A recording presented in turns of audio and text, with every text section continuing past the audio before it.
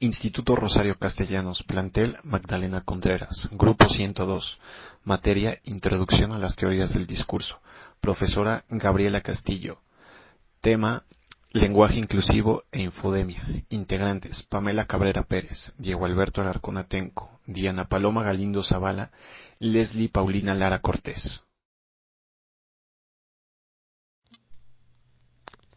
La infodemia es un término que utiliza la propia Organización Mundial de la Salud para referirse a la sobreabundancia de información falsa o maliciosa, específicamente sobre la pandemia y su rápida propagación a través de las personas y los usuarios de redes sociales, tales como WhatsApp, Facebook, Twitter, YouTube e Instagram principalmente.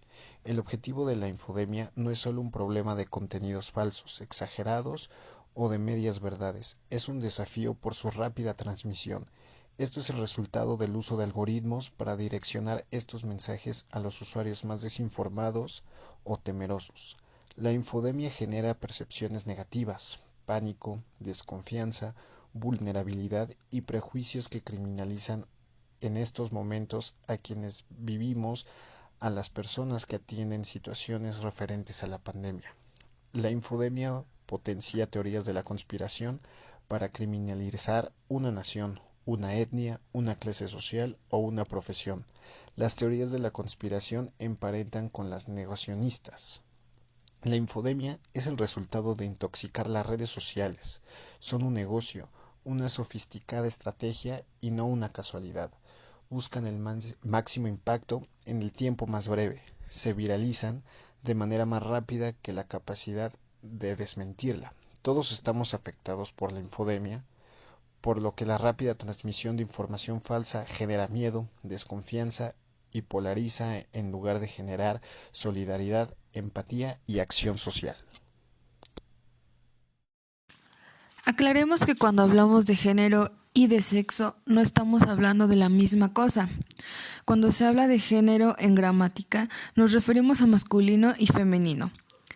El sexo es una condición biológica que diferencia al ser humano como hombre o mujer. ¿Qué es la diversidad? Todas las personas somos diversas o diferentes. Sin embargo, poseemos el mismo valor como seres humanos. Un Estado que garantiza los derechos y oportunidades por igual a sus habitantes. Reconocer también que cada individuo es único e irrepetible.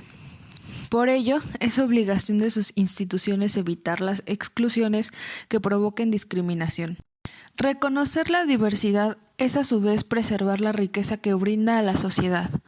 La conjunción de voces, tradiciones, culturas, credos y filosofías llenan de dinamismo al país. Una nación que no reconoce la diversidad de su gente corre el riesgo de quedar estancada. La diversidad implica que las convenciones sociales no deben determinar quiénes somos ni el rol que desempeñamos dentro de la sociedad. No hay funciones que puedan dar desempeñadas excluyendo a personas de uno u otro sexo, de pueblos originarios, con discapacidad, diferentes niveles socioeconómicos, etc. Cada opinión es importante y por tanto digna de ser tomada en consideración en una democracia, donde individuos diferentes han decidido vivir sus vidas como iguales. Para entender un poco mejor el tema de lenguaje inclusivo, vamos a ver los siguientes conceptos. Lenguaje de manera incluyente. Es un modo de expresión oral, escrito y visual que busca dar igual valor a las personas al poner de manifiesto la diversidad que compone a la sociedad y dar visibilidad a quienes en ella participan. De este modo se busca forjar una sociedad integrada que promueva en todo momento la igualdad entre los seres humanos. El lenguaje en términos neutros. Expresarnos con términos neutros o hacer evidente el masculino y femenino evita las generalizaciones, busca erradicar los estereotipos y lucha contra los roles de género tradicionales que refuerzan la idea de desigualdad al subordinar al género masculino todo lo que sea distinto a él. Estereotipos, roles de género y sexismo. Los estereotipos son prejuicios, suposiciones, actitudes y creencias que solemos tener frente a grupos de personas. Los aplicamos de manera negativa y sesgan la percepción de la realidad. Estas normas, llamadas roles de género, son parte de los vicios sexistas, discriminatorios y no incluyentes. Por último, el masculino no es universal ni neutro. En el lenguaje incluyente hay que entender que el masculino no es universal ni neutro. En la lengua española no hay más razón para esta práctica que la convención social que no da visibilidad a las mujeres, etnias, nacionalidades, géneros, edades, discapacidades, condiciones sociales, de salud, religiones, preferencias sexuales, estado civil, ni a los cambios sociales que exigen el reconocimiento que de por sí merecen. El lenguaje es poderoso, dinámico y define la forma en la que vemos el mundo. Las palabras que utilizamos para comunicarnos son las bases para nuestra conexión con otros, con nuestro entorno y con nuestra identidad. Identificarnos en nuestros propios términos y ser reconocidos con palabras inclusivas forma parte de la democratización del lenguaje y del orgullo de ser quienes somos. El movimiento hacia un lenguaje inclusivo de género se puso en marcha con un enfoque específico en eliminar y evitar construcciones sociales sexistas. La Guía del Lenguaje Inclusivo de Género del Gobierno de Chile acierta que el lenguaje no es sexista en sí mismo, sino en su utilización y busca promover la selección consciente de palabras, evitando el uso de su forma masculina por defecto para descripción de personas en general. Por ejemplo, la guía sugiere utilizar frases como la población beneficiaria en lugar de los beneficiarios y los expertos y expertas en lugar de solamente expertas. Pero el lenguaje inclusivo no se limita a personas que se consideran parte del binario de hombre y mujer. Para ciertas personas, parte de la comunidad LGBTQ+, como personas transgénero, quienes no se identifican con el sexo asignado al nacer, o personas con identidades no binarias, que no desean identificarse ni como hombre ni como mujer. El lenguaje es clave para la autoidentificación y su inclusión en la sociedad. Estas personas pueden decidir expresar su identidad por medio del género gramatical femenino o masculino, mientras que otras que no se sientan cómodas con estas construcciones pueden escoger otras maneras de expresarse. En los últimos años han surgido varias herramientas que ofrecen orientación específica sobre cómo incorporar el lenguaje inclusivo en lugares de trabajo, escuelas y otros ámbitos.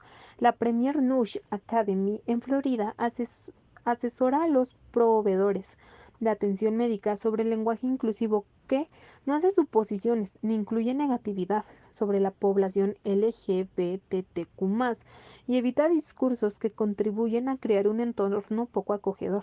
La guía sugiere, por ejemplo, utilizar frases como todos los sexos y sexo asignado al nacer, en vez de ambos sexos y sexo biológico. Y la identidad de género sugiere usar todos los géneros. Otras sugerencias incluyen el uso de nombres propios en lugar de señor o señora, a menos que la persona lo pida, contrario, y utilizar relaciones entre personas del mismo sexo en vez de relación gay o relación lesbiana.